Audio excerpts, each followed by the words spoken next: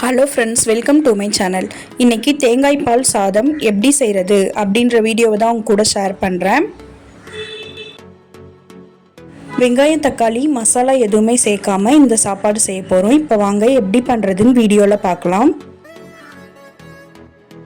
இப்போ 1 கப் அரிசிக்கு 2 கப் அளவுக்கு தண்ணி சேர்ப்போம். அதில் 1 கப் அளவுக்கு தேங்காய் பால் சேர்த்துக்கோங்க. இன்னொரு கப்புக்கு தண்ணி தான் சேர்க்க போகிறோம்.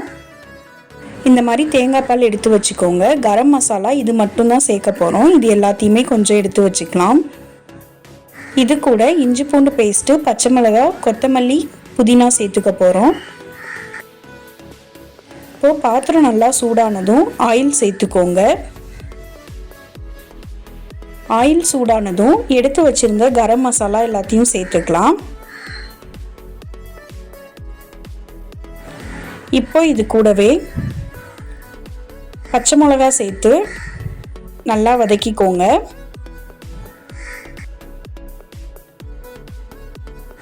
இப்போ இது கூட புதினா, கொத்தமல்லி சேர்த்துக்கலாம்.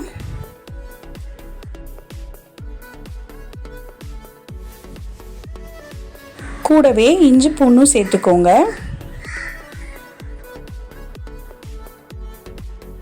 இஞ்சி பூண்டோட பச்சை வாசனை போகிற அளவுக்கு அதை நல்லா வதக்கிக்கலாம். இப்போ இதில் 2 கப் அரிசிக்கு 1 கப் அளவுக்கு தேங்காய் பால் சேர்த்துக்கோங்க. இன்னொரு கப் அளவுக்கு தண்ணி சேர்த்துக்கோங்க.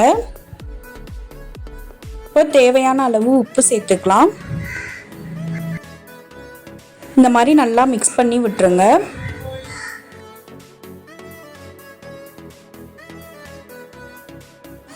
இப்போ இதை நல்லா கொதிக்க வச்சிடலாம்.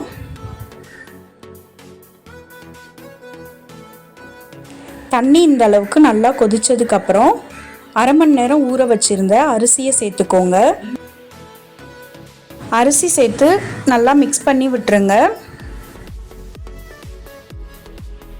இப்போ இது கூடவே புதினா, கொத்தமல்லி சேர்த்துக்கோங்க. இப்போ இதை மூடி போட்டு 15லேருந்து 20 நிமிஷம் லோ ஃப்ளேம்லேயே வேக விடலாம். 20 நிமிஷத்துக்கு அப்புறம் ஸ்டவ் ஆஃப் பண்ணிவிட்டு ஓப்பன் பண்ணி பாருங்கள். ரொம்பவே சூப்பரான டேஸ்ட்டில் தேங்காய் பால் சாதம் ரெடி ஆயிடுச்சு. நீங்களும் வீட்டில் செஞ்சு பார்த்துட்டு டேஸ்ட் எப்படி இருந்ததுன்னு கமெண்ட்ஸில் சொல்லுங்கள். நான் போடுற வீடியோஸ் பிடிச்சிருந்தா லைக் பண்ணுங்கள், ஷேர் பண்ணுங்கள், கமெண்ட் பண்ணுங்கள். தேங்க்யூ.